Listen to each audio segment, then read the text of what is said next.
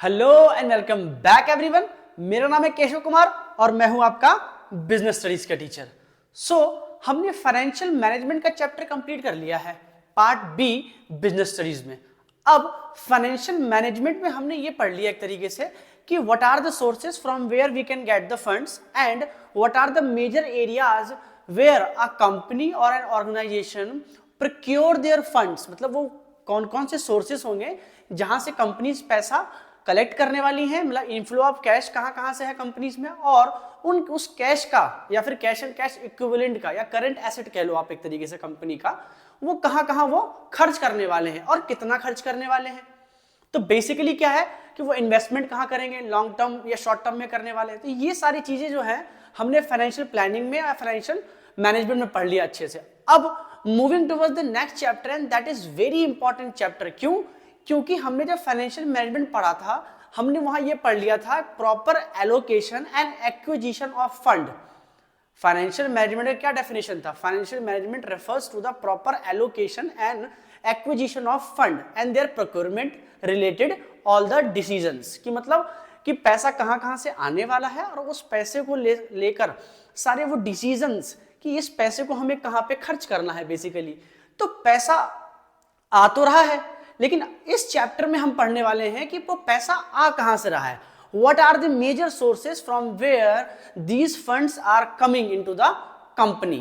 तो चैप्टर का नाम है हमारा फाइनेंशियल मार्केट। तो देखो फाइनेंशियल मैनेजमेंट, भाई पैसा तो आ गया कंपनी में, लेकिन कहां से आया?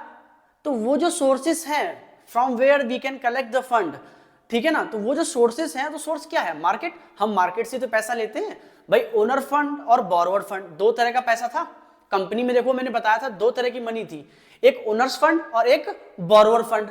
तो ओनर्स फंड में क्या था? वो तो कंपनी के मालिक ही कंपनी में पैसा लेके आ रहे हैं, तो दैट्स ओके, उसको हम साइड में अलग रख देते हैं। लेकिन दूसरा वाला जो था बोरोवर फंड, अब बोरोवर फंड में क्या कॉन्सेप्ट था कि कंपनी या तो सिक्योरिटीज एक्सचेंज में जाएगी, वो सिक्योरिटीज क्या नाम है मार्केट में, मतलब क्या करते हैं, ट्रेड करेगी, है ना। स्टॉक होगा उसमें, स्टॉक में भी क्या preference share, equity share, debentures, bond, certificate of deposit, मतलब ऐसी बहुत सारे इंस्ट्रूमेंट हैं जिससे कंपनीज जो है वो पैसा मार्केट से विड्रॉ करती है। तो चैप्टर स्टार्ट करते हैं, एक बार देखते हैं। चैप्टर का नाम है हमारा फाइनेंशियल मार्केट, चैप्टर 10। इसका पहले देखो मीनिंग समझो। देखो फाइनेंशियल का मीनिंग तो आपको पता ही है, एक तरीके से चीजें which is related to money, मतलब जहां पे आप मनी का इनफ्लो और आउटफ्लो देख रहे हो बिजनेस में, तो वो तो हो गया देखो फाइनेंस या फाइनेंशियल। अब market from where the source और द एरिया और the instrument from where we can collect the funds, तो वो तो हो गया हमारा मार्केट। देखो ये जो फाइनेंशियल मार्केट है इसका कोई ज्योग्राफिकल लोकेशन नहीं है कि हाँ भाई कि ये सब्जी मंडी है, ये पैसे की मंडी है, ऐसा कुछ नहीं है।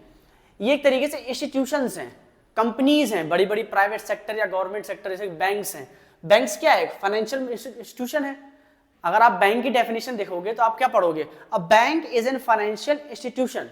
बैंक क्या है? एक फाइनेंशियल इंस्टीट्यूशन है। A bank is an financial institution which accept deposit, जो डिपॉजिट एक्सेप्ट करती है from general public, and grant loan जो कि लोगों को लोन देती है टू द पब्लिक और इंडस्ट्रियल सेक्टर्स को।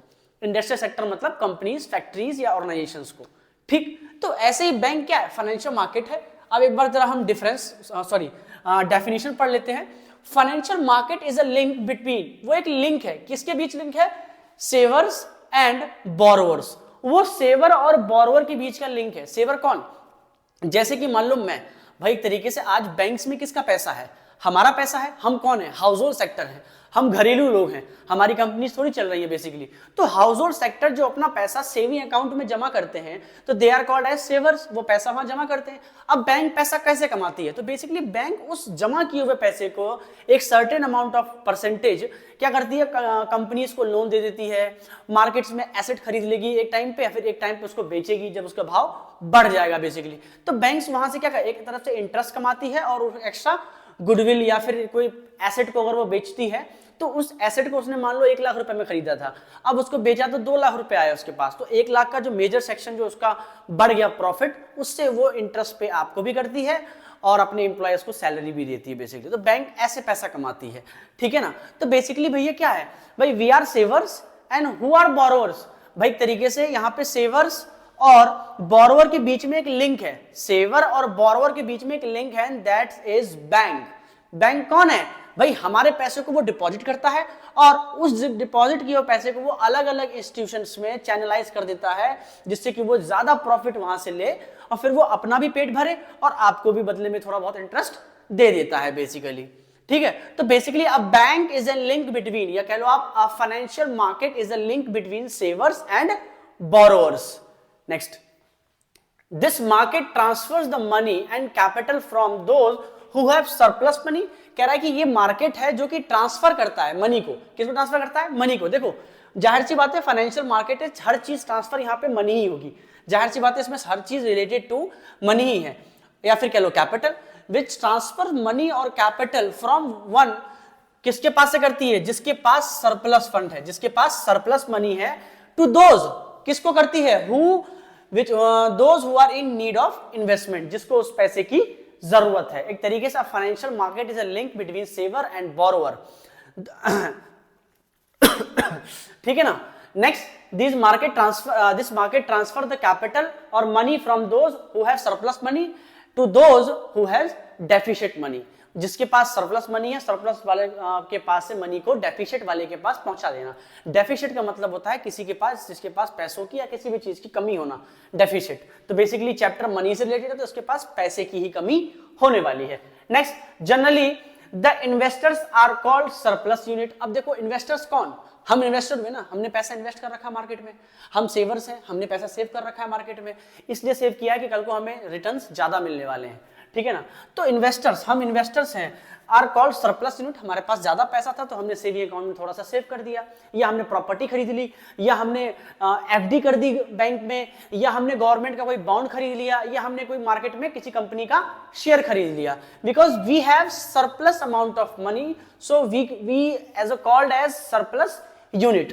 ठीक। नेक्स्ट, एंड दोज, कौन? Those business enterprises are called deficient unit. क्यों? जाहिर सी बात है, कैसा भी बिजनेस हो, जाहिर सी बात है उसके ऊपर थोड़ा बहुत लोन तो रहता ही है। अब वो लोन का पैसा कहां से लेती है? बैंक से लेती है। बैंक के पास पैसा कहां से आया? जनरल लोगों के पास आया। जनरल लोग कौन? House hold sector. तो जाहिर सी बात है, समझ में आया नहीं आया? हाउस होल्ड सेक्टर जो अपना पैसा बैंक्स में जमा करती है, वही पैसा बैंक क्या करता है? चैनलाइज करता है अलग अलग एरियाज में, अलग अलग फील्ड्स में, अलग अलग कंपनीज में, और वहां से वो मोटी इंटरेस्ट लेता है, फिर उसी इंटरेस्ट का एक प्रोपोर्शन आपको भी देगा और खुद भी एज अ प्रॉफिट रखता है बेसिकली। तो we are a surplus unit, और the person who borrows the money which we saved in the bank. ठीक है ना। A bank work as a mediocre. Bank यहां पे कौन है? एक मीडियोकर है बेसिकली, एक मीडियम ऑफ एक्सचेंज है, एक मीडियम है, एक पर्सन है, एक लिंक है दोनों के बीच में। किसके बीच में? सेवर और बोरोवर के बीच में। ठीक। Next, so financial market transfer money supply from surplus unit to deficient unit. ये डेफिनेशन देखो मैंने ही बनाई है अपने आप से, इसको आप बहुत अच्छे से, बहुत ही आसान डेफिनेशन है, अच्छे से नोट कर लेना। फाइनेंशियल मार्केट क्या करता है? ट्रांसफर करता है मनी सप्लाई। किसका सप्लाई करता है? मनी, या फिर कह लो कैपिटल। मनी या फिर capital supply from surplus unit to deficient unit. Surplus कौन? हम, हाउस होल्ड सेक्टर। डेफिशिएंट कौन? Business enterprises. नेक्स्ट, आगे देखो। अब देखो ये चार्ट है, बहुत ही बढ़िया अपने हिसाब से देखो आप। तो देखो क्या हो रहा है, ये फाइनेंशियल चेन है किसका? या फिर सर्कुलर फ्लो है, इनकम का ही फ्लो है। देखो एक तरीके से कैसे हो रहा है, देखो फाइनेंशियल चेन में क्या होता है कि ये हो गया देखो हाउस होल्ड सेक्टर। भाई हाउस होल्ड सेक्टर अपना बेसिकली डिपॉजिट जो है वो दो ही जगह करता है, या तो वो बैंक में पैसा जमा कर देगा, या तो वो फाइनेंशियल मार्केट में पैसा जमा करेगा। फाइनेंशियल मार्केट का मतलब जैसे कि समझ लो आप स्टॉक एक्सचेंज। आप सबने देखो स्टॉक एक्सचेंज का नाम सुना है? अरे भाई सेबी का नाम सुना है? Stock exchange board of India, stock exchange. भाई जहां पे हम कहते हैं ना शेयर बाजार, क्या बोलते हैं इसको हम? शेयर बाजार। मैं लिख दे रहा हूं शेयर बाजार। आपने कई बार सुना होगा ना शेयर बाजार। अभी देखो स्कैम 1993 मूवी आई थी, फिर देखो स्कैम 2003 मूवी आई थी, वो सब क्या था? शेयर बाजार ही तो। लोग अपना पैसा वहां जमा करते हैं, वही फ्रॉड हो गया। तो देखो क्या है, जनरली जो हाउस होल्ड सेक्टर होता है वो अपना पैसा दो ही जगह जमा करता है, एक बैंक में, दूसरा फाइनेंशियल मार्केट में। यहां से वो बहुत सारे बॉन्ड्स वगैरह खरीदता है। अब ये दोनों, ये बैंक और ये फाइनेंशियल मार्केट, दोनों ही क्या करते हैं? दोनों का ही सेम वर्क है। ये दोनों अपना पैसा बिजनेस एंटरप्राइज को लोन दे देते हैं, या इनके प्रोजेक्ट में अपना हाथ। जैसे मान लो ये बिजनेस एंटरप्राइज है, इसको लोन की जरूरत है तो लोन दे दिया। अदरवाइज मान लो इसको एक कंपनी से दो कंपनी बनानी है, तो इसने इनको ऑफर दे दिया, बैंक एक काम करो भैया, बैंक भैया आप मेरे कंपनी में पैसा लगा दो, I will give you the partnership, मैं आपको पार्टनरशिप दे रहा हूं कि मेरा जो भी रेवेन्यू होगा, मेरा जो भी एक्स्ट्रा सरप्लस प्रॉफिट होगा, मैं उसको आपको 55% या 50% या 20% जितना भी उनका बीच में जो कंसिडरेशन रहा हो उतना पैसा मैं आपको दूंगा। अब बैंक कहती है ठीक है भाई। तो कई बार आपने देखा होगा बहुत से कंपनीज जो होता है, बहुत से जो इंडस्ट्रीज होंगे, उनके नीचे लिखा होगा एक बैंकिंग पार्टनर, उनका कौन है, banking partner bank of Baroda, investing partner bank of Baroda या स्टेट बैंक ऑफ इंडिया या फिर पंजाब नेशनल बैंक या एक्सिस बैंक या एचडीएफसी बैंक। आपने कई बार सुना होगा ये सब चीजें, देखा होगा कई इंडस्ट्रीज के गेट पे आप देखोगे तो उनके गेट के बाहर एक बोर्ड पे लिखा होगा यहाँ पे कि this industries are associated with this bank, ये इंडस्ट्री इस बैंक से एसोसिएट है, लिंक है। क्यों? क्योंकि ये जो बैंक्स होती हैं ये बेसिकली वर्क करती हैं as a partner of that particular industry, ये उनमें पैसा लगाती है और फिर वहां प्रॉफिट होगा तो प्रॉफिट बैंक में लेके आएंगे और फिर यही प्रॉफिट इनको देंगे। समझ गए बात को?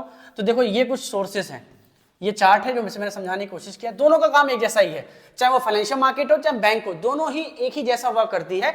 बट बैंक और फाइनेंशियल मार्केट में यही है कि आप इनमें डिपॉजिट एक्सेप्ट, ये एक तरीके से क्या है, डिपॉजिट एक्सेप्ट करते हैं, ग्रांटिंग लोन एक फाइनेंशियल इंस्टीट्यूशन है, बट ये डे टू डे एक्टिविटी में नहीं करते हैं। ये अपने कूपन्स, बॉन्ड्स, सिक्योरिटीज मार्केट में लेके आएंगे, इसको आप सब्सक्राइब कर लो और अपने पास रख लो, पर आप यहाँ डे टू डे नहीं जाओगे, भैया आज मुझे 2 रुपए दे दो, भैया इनके एटीएम नहीं होते कि जैसे बैंक में क्या है, आपने पैसा जमा किया कल आप निकाल भी सकते हो, पर यहाँ ऐसा नहीं होता। एक सर्टेन पीरियड ऑफ टाइम के लिए अपना पैसा आप यहाँ पे डिपॉजिट करते हो, कहाँ पे, फाइनेंशियल इंस्टीट्यूशन या फाइनेंशियल मार्केट में बेसिकली। तो ये देखो हमारा है चेन। तो we act as a surplus unit and business firms या business enterprise act as a deficit unit here. चलिए नेक्स्ट। अब देखो एक पर्सन बोरोवर, एक लैंडर, देखो आप सबको पता होगा कौन है बोरोवर लैंडर, मैं बस थोड़ा सा एक बार फिर से रेक्टिफाई कर दे रहा हूं।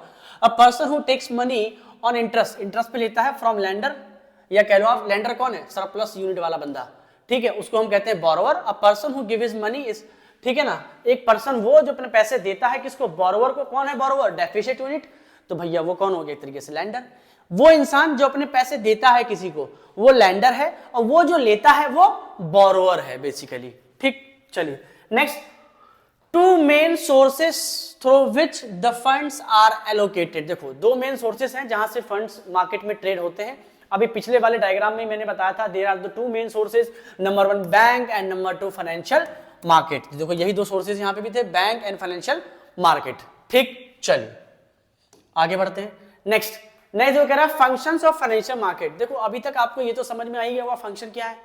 अरे भाई हमारे एक तरीके से हमारी कंपनीज को लोन देना, भाई पहला काम क्या है, इंडस्ट्रियल सेक्टर या आप कह लो तरीके से वो यूनिट जो कि डेफिसिट यूनिट है, मतलब सरप्लस यूनिट से डेफिसिट यूनिट तक फंड्स पहुंचाने का काम कौन करता है, फाइनेंशियल मार्केट, ठीक। इसके बाद आपके पैसे को वो सेफ रखता है, बदले में आपको एक इंटरेस्ट पे करता है, ठीक है, एक मीडियम ऑफ एक्सचेंज है, mobilisation of saving and channelising them into the most productive use, मतलब आपके सेविंग को मोबिलाइज करेगा, ठीक से इस्तेमाल करेगा वो, और उसको अलग अलग चैनल्स में, अलग अलग मीडियम से उसको अलग अलग कंपनीज में इन्वेस्ट करके आपके पैसे को ज्यादा प्रोडक्टिव बनाएगा, जैसे कि आप ज्यादा से ज्यादा हायर रेट ऑफ रिटर्न क्या आपको मिल सके basically. Next, provide liquidity to the financial asset, liquidity देता है फाइनेंशियल एसेट्स के लिए ये basically. Next, reduces the cost of transaction, एक तरीके देखो क्या है, आप बनिए की दुकान में जाओगे, आप कहीं ऐसा कोई काम करोगे तो वहां पे आपको ज्यादा रेट ऑफ परसेंट पे आपको ब्याज मिलने वाला है, पर यहाँ पे क्या देखो कॉस्ट ऑफ ट्रांजेक्शन ये घटा देता है, बहुत ज्यादा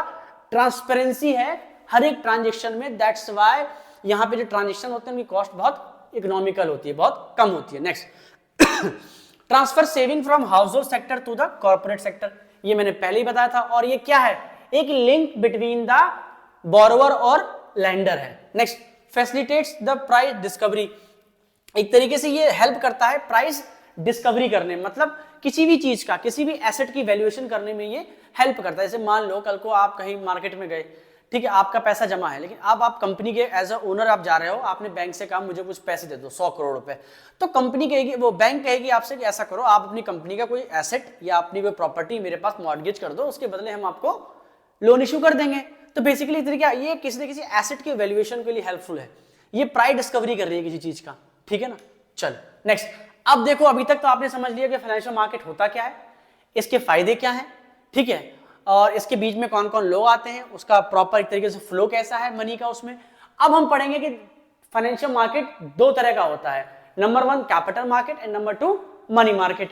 अब देखो यहां ध्यान से जरा कि कैपिटल मार्केट और मनी मार्केट के बीच देखो फर्क क्या है, पहले ये समझ लो, ये मैं आगे बताऊंगा। पर देखो कैपिटल मार्केट दो तरह होता है, प्राइमरी और सेकेंडरी मार्केट। देखो प्राइमरी और सेकेंडरी मार्केट, इन दोनों कैपिटल मार्केट में इक्विटी और डेब्ट, इक्विटी और डेब्ट मतलब डिवेंचर, इक्विटी मतलब प्रेफरेंशियल और इक्विटी शेयर, ठीक, मतलब दोनों तरह की चीजें ही दोनों में ट्रेड होती है। बट जब फर्स्ट हैंड होता है,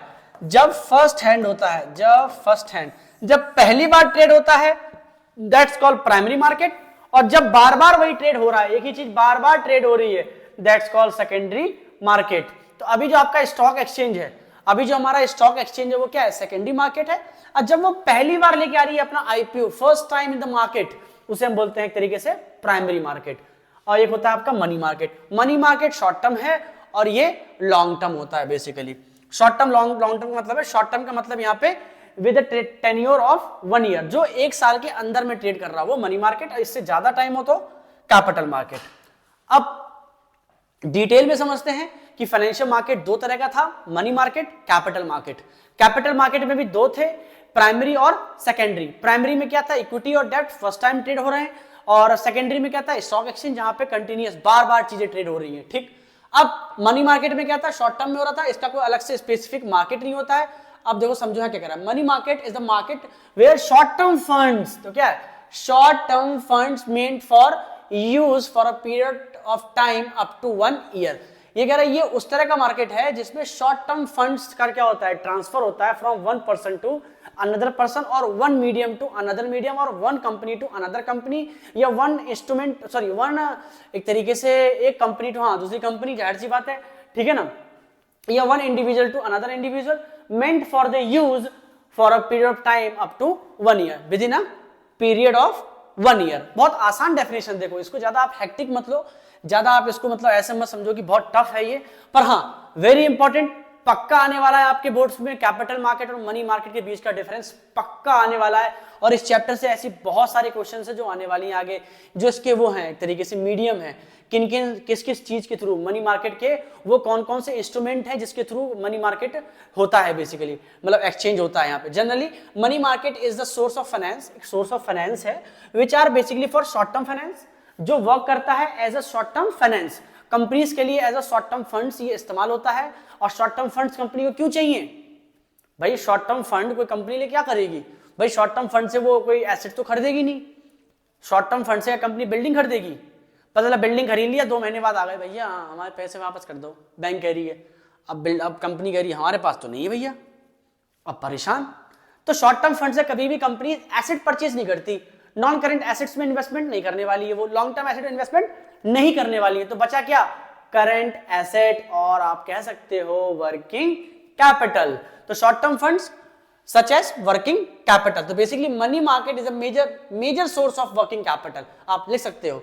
next, money market is not a fix geographical area, जाहिर सी बात है मनी मार्केट का अपना कोई जगह नहीं है। जैसे देखो सब्जी मंडी होती है, सराफा बाजार है, किला है, यहाँ पे सामान मिलने वाला है, ठीक है, सिविल लाइंस होता है, वहां कपड़ों की दुकान है, तो उसकी एक ज्योग्राफिकल यूनिट है, एक ज्योग्राफिकल लोकेशन है, वहां पे वो चीजें होने वाली। स्टॉक एक्सचेंज एक ज्योग्राफिकल एरिया में है, लोकेटेड है एक सिचुएशन पे, एक पॉइंट पे, ठीक है ना। अच्छा चलो एक बात बताओ, कमेंट में एक क्वेश्चन आप लोगों के लिए, मुझे ये बता दो हमारा स्टॉक एक्सचेंज जिसे आप कहते हो सेंसेक्स और निफ्टी कहां पे है, सेंसेक्स बताओ। अच्छा चलो सेंसेक्स, मेरे को कमेंट बॉक्स में आप सब लोग लिख के दोगे कि हमारा सेंसेक्स कहां पे है इंडिया में, ठीक है। चलो next, such as working capital. Next, money market is not a fix geographical area, money market का अपना कोई ज्योग्राफिकल एरिया नहीं है, कोई प्रॉपर बिल्डिंग नहीं है जहां पे मनी मार्केट लिखा हो कि हाँ ये building belongs to money market, ऐसा नहीं है, ठीक। नेक्स्ट, शॉर्ट टर्म मार्केट है, पता ही है आपको। Next, major instrument involve in the money market are, वो कौन कौन से इंस्टीट्यूशंस हैं, वो कौन कौन से इंस्टीट्यूशन मतलब कौन कौन सी बॉडीज हैं, वो कौन कौन सी बॉडीज हैं। जैसे कोई बैंक है तो बैंक में भी कौन, आरबीआई, कमर्शियल बैंक में देखो सारे आ गए, एसबीआई भी है, पीएनबी भी है, बैंक ऑफ बड़ौदा भी है, एक्सिस भी है, एचडीएफसी भी है, आईसीआईसीआई भी है, एलआईसी, जीआईसी, एलआईसी पता है ना, life insurance corporation of India. चलो एक और क्वेश्चन, जीआईसी की फुल फॉर्म कमेंट बॉक्स में जो बच्चा ये वीडियो देखने वाला है, पक्की बात है GIC की फुल फॉर्म कमेंट बॉक्स में बताना मेरे को, ठीक। तो ये कुछ इंस्टीट्यूशंस हैं, ये कुछ क्या है, इंस्टीट्यूशंस हैं जो कि मनी मार्केट में ट्रेड करने में कंपनीज को हेल्प करती हैं।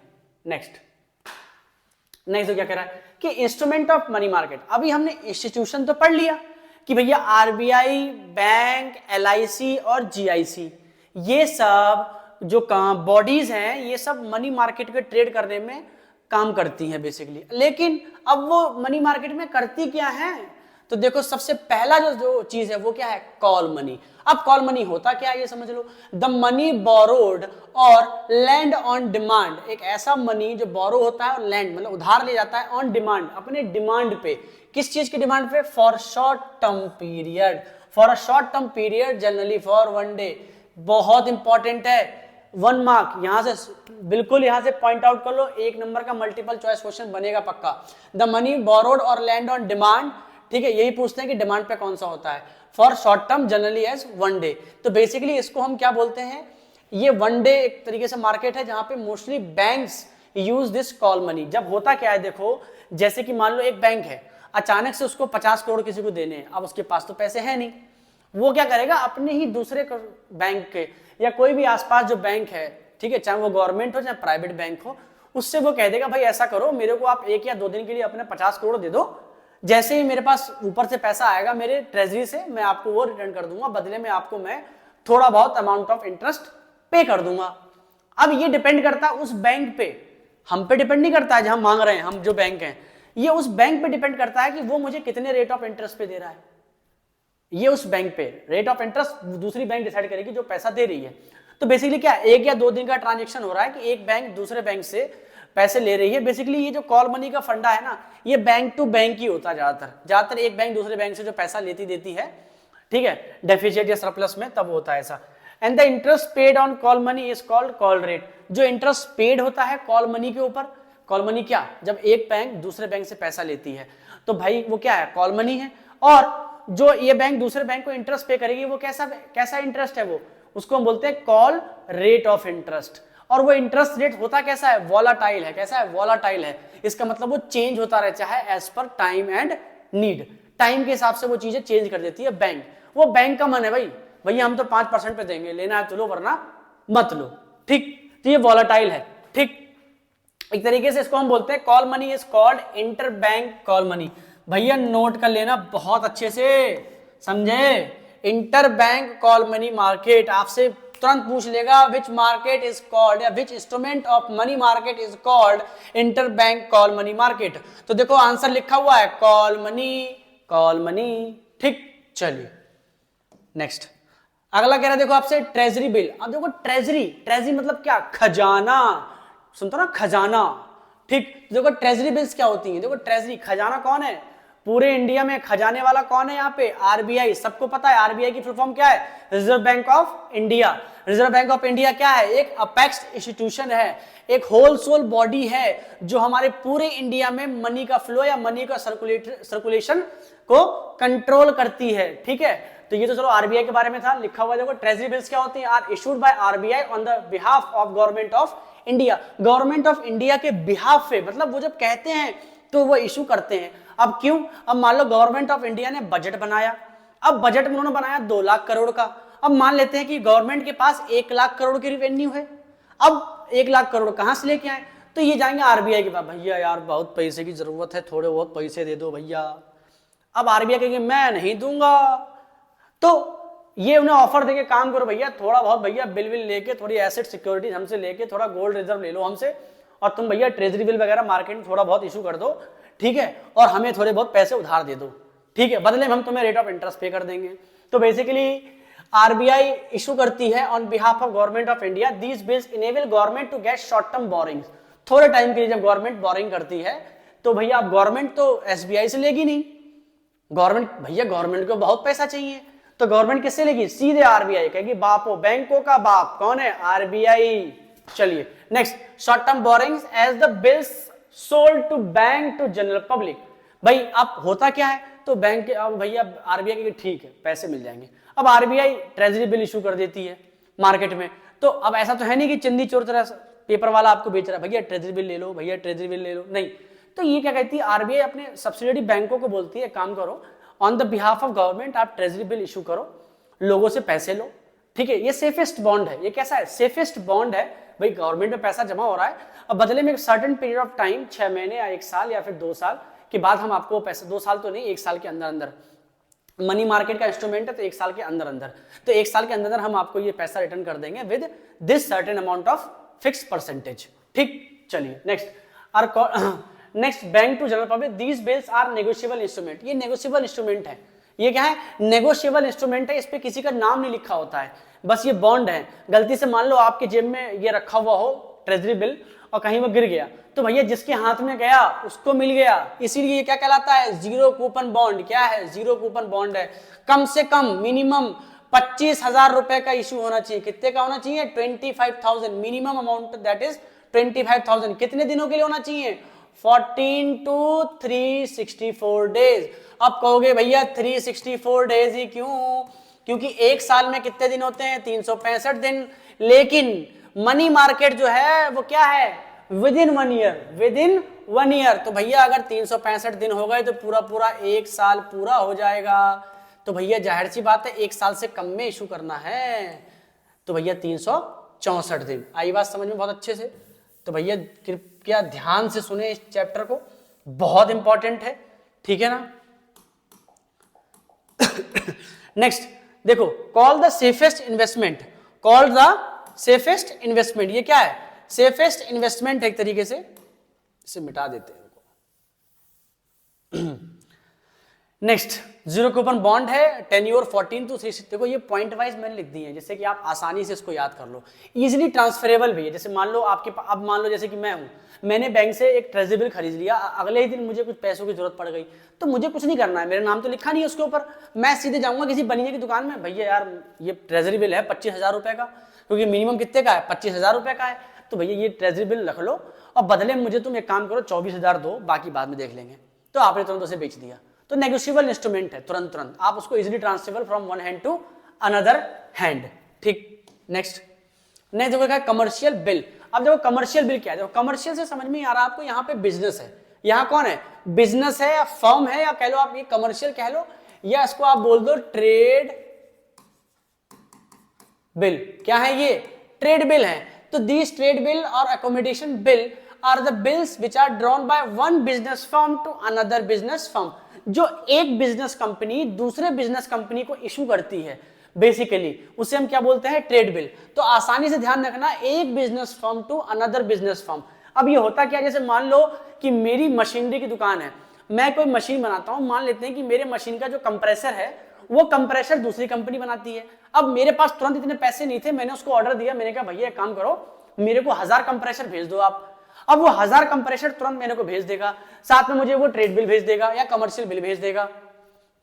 समझ गए बात को। बेसिकली ये कमर्शियल बिल का टेन्योर कितना होता है, 90 डेज। कितना होता है, 90 डेज का टेन्योर होता है। बेसिकली क्यों इस्तेमाल करते हैं, common instrument used in credit purchase और सेल, जहां हम उधार में परचेज और सेल करते हैं इन B2B, इन B2B। आप कहोगे भैया ये B2B क्या है, B2B का मतलब होता है बिजनेस टू बिजनेस। B2B का मतलब क्या होता है, B से मतलब होता है बिजनेस टू बिजनेस ट्रांजेक्शन, जहां आप क्या कर रहे हो, बिजनेस टू बिजनेस ट्रांजेक्शंस कर रहे हो, ठीक है, उधार, ठीक। 90 डेज का होता है और आसानी से ट्रांसफरेबल होता है। Next, nothing, it is just a trade acknowledgement which are in written form. मतलब trade acknowledgement, what is trade acknowledgement.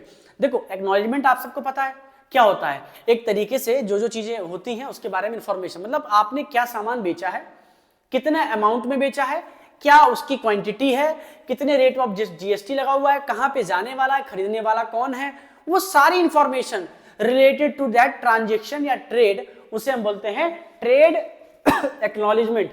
किस फॉर्म में होता है, रिटन फॉर्म में होता है। Next commercial paper. देखो हमने पीछे क्या पढ़ लिया था हमने जो है कमर्शियल बिल पढ़ लिया जिसको हम ट्रेड बिल बोलते हैं। अब है कमर्शियल पेपर। अब कमर्शियल पेपर क्या होता है? The commercial paper is a firstly introduce in India in 1990। कब इंट्रोड्यूस हुआ था इंडिया में? 1990। देखो पॉइंट वाइज लिखा है इसलिए ध्यान से समझना। 1990 में इंट्रोड्यूस हुआ था। It is an unsecured promissory note. ये क्या है? अनसिक्योर्ड। भैया ये सिक्योर्ड नहीं है, मैं साफ साफ बता रहा हूं, ये सिक्योर्ड नहीं है, प्रोमिसरी नोट है। But this is issued by public और private sector companies with a fixed period which varies from 15 days to 1 year। भाई देखो 1 ईयर से ऊपर का तो कोई होगा ही नहीं। क्यों? क्योंकि मनी मार्केट का इंस्ट्रूमेंट है, और मनी मार्केट क्या है? Short term market with in 1 year market. ठीक, तो भैया जाहिर सी बात है ये अनसिक्योर्ड प्रोमिसरी नोट है जो पब्लिक या प्राइवेट सेक्टर कंपनी एक कंपनी से दूसरी कंपनी में इशू करती है, जनरल पब्लिक को भी इशू कर देती है कभी कभी। ठीक है, जो कि कहलाता है क्या? एक तरीके से unsecured promissory note. Since the commercial papers are unsecured, so this is only issued by those companies which are highly reputable, जो कि बहुत ज्यादा रेपुटेटेड कंपनीज होती हैं, बहुत ज्यादा जिनकी क्रेडिट वर्थीनेस है, जिनकी गुडविल मार्केट में बहुत ज्यादा है, वही कंपनी। वरना एक बात बताओ, कोई चिंदी सी कंपनी 10,000 या 10 लाख या 50 करोड़ या 10 करोड़ रुपए का कोई एक तरीके से कमर्शियल पेपर इशू कर दे दूसरी कंपनी के लिए, कंपनी मान जाएगी कि हट तेरी कंपनी की 5 करोड़ की कंपनी है, 10 करोड़ का तू सामान ले रहा है, चल हट यहां से? वो नहीं मानेगी। जो कंपनी रेपुटेटेड है वही तो उधार में काम कर सकती है एक तरीके से। ठीक है ना? चलो next, commercial banks and mutual funds are the main investor in commercial papers. Basically banks ये करती हैं, बैंक को तो पता है कि कंपनी भाग के कहां जाएगी, कभी ना कभी तो पकड़ में आ ही जाएगी। तो बैंक और म्यूचुअल फंड्स वाले जो होते हैं ये लोग मेन इन्वेस्टर्स हैं इन कंपनीज में। दोज हु आर इन्वेस्ट कहते हैं इंट्रोड्यूसिंग, जो इंट्रोड्यूस कर रहे हैं किसको? कमर्शियल पेपर को, for the borrowing in short term period in the tenure of 15 days to 1 year।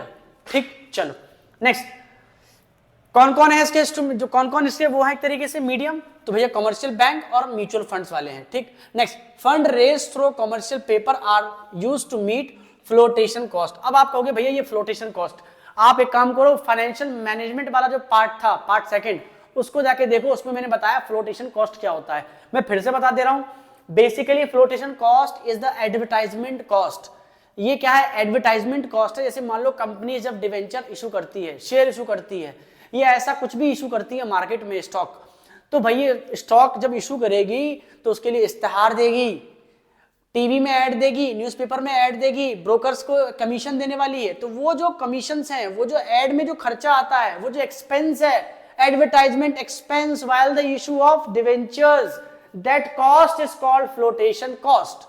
ठीक, next, this is known as bridge financing. इस फाइनेंसिंग हम क्या बोलते हैं? Bridge financing. जाहिर सी बात है, एक कंपनी से दूसरी कंपनी, भैया ये क्या है? लिंक बिटवीन, ये क्या है? एक तरीके से ब्रिज फाइनेंसिंग है। ठीक है, चलो 1990 में आया था, minimum 15 days to 1 year introduce होता है, वही कंपनी करती है जिसकी रेपुटेशन बहुत अच्छी होती है। ठीक, चलिए ये देखो, अब आप देखो ये लास्ट इंस्ट्रूमेंट है, that is certificate of deposit. देखो सर्टिफिकेट ऑफ डिपॉजिट, जनरली आप बैंक में जाते हो, पैसे जमा करते हो, तो वो लोग आपको पर्ची देते हैं ना, सर्टिफिकेट ऑफ डिपॉजिट, ये लो भैया मोहर लगा के देते हैं। तो वैसा ही कुछ इंस्ट्रूमेंट है, जब बैंक्स में अपना आप पैसा जमा करते हो, जब एक तरीके से समझो, the deposit in is sold in secondary market. देखो जो क्या है, this deposit sold in secondary market, only bank can issue CD, मतलब सर्टिफिकेट ऑफ डिपॉजिट कौन इशू करता है? बैंक, भाई वही देते हैं। जाहिर सी बात है, क्योंकि हम अपना पैसा कहां जमा करते हैं? बैंक में जमा करते हैं। व्हेन द इंस्टीट्यूशन और the company do the deposit, मतलब वो हमारे लिए इशू नहीं करते हैं। जब कोई कंपनी या इंस्टीट्यूशन अपना पैसा बैंक में जमा करती है, then the bank issues this certificate of deposit on the behalf of that deposit which are deposited by that company और इंस्टीट्यूशन। ठीक, समझ में आ रहा है नहीं आ रहा? अच्छे से नहीं आए तो मेरे को कमेंट करना, मैं नेक्स्ट पार्ट में फिर कोशिश करूंगा बताने का। Next, this can be issued to individual. भाई कई बार इंडिविजुअल को भी इशू होता है, कई बार क्या हर बार होता है। आप भी जब बैंक में जाते हो तो जैसे मान लो आपने 10,000 5,000, जो लोग जाते होंगे बच्चे, सबको पता होगा, अगर आप बैंक में जाके फिजिकली अगर आप वहां पे पैसा जमा करोगे तो उसके बदले आपको क्या मिलती है? पर्ची मिलती है, इसमें लिखा होता है सर्टिफिकेट ऑफ डिपॉजिट है कि आपने इतने पैसे बैंक में जमा किए हैं। तो ये किसको इशू होता है? इंडिविजुअल को, कंपनी को और ऑर्गेनाइजेशन को। तो बेसिकली इसका टेन्योर कितना होता है? 91 days to 1 year। 1 year तो सबका होगा, बाकी ये सब क्या है? फ्लोटेशन है, ये सब चीजें चेंज होती है, फ्लेक्सिबल है। ठीक, चलो अब देखो मैं कुछ बता रहा हूं, अभी आपने सारे इंस्ट्रूमेंट पढ़ लिए हैं, हमने देखो हमने सारे इंस्ट्रूमेंट पढ़ लिए कि कौन कौन से इंस्ट्रूमेंट हैं हमारे बेसिकली। तो कौन कौन से याद करो जरा, treasury bill, government bond, certificate of deposit, commercial papers, और ये क्या है एक तरीके से हमारे सर्टिफिकेट ऑफ डिपॉजिट हो ही गए, चलो ठीक है, ट्रेड बिल्स है हमारे यहाँ पे। तो ये सब तो हमने अच्छे से पढ़ लिया। अब हम देख रहे हैं कि ये चीजें इशू कौन करता है, ठीक है। तो देखो कह रहा है गवर्नमेंट और सेमी गवर्नमेंट क्या इशू करती है, तो ट्रेजरी बिल, गवर्नमेंट सिक्योरिटीज और पब्लिक सेक्टर बॉन्ड्स कौन इशू करता है। देखो सब ये सब क्या है, ये सब गवर्नमेंट इशू करती है, ठीक है। ट्रेजरी बिल कौन इशू करता है, आरबीआई। ट्रेजरी बिल कौन इशू करता है, ये कौन करता है, आरबीआई, मैं लिख दे रहा हूं, आरबीआई इशू करती है। गवर्नमेंट सिक्योरिटी गवर्नमेंट इशू करती है, लेकिन करता आरबीआई ही है, ठीक है। Public sector bonds public sector company issue करती है। पब्लिक सेक्टर कंपनीज कौन सी कंपनीज होती हैं, public sector companies are those company which are in control of public sector, या फिर कह लो सेंट्रल गवर्नमेंट और स्टेट गवर्नमेंट, जिसमें 51% की होल्डिंग किसकी हो, सेंट्रल गवर्नमेंट की या फिर स्टेट गवर्नमेंट की। For example Indian oil corporation of India, Bharat petroleum, ठीक है, गेल, सेल, भेल, ये सब। प्राइवेट कंपनी में देखो कौन कौन सी इशू करती है, ट्रेड बिल्स, कमर्शियल पेपर और सर्टिफिकेट ऑफ डिपॉजिट। ये बैंक भी करती है। और कॉल मनी, कॉल मनी कौन करता है, बैंक।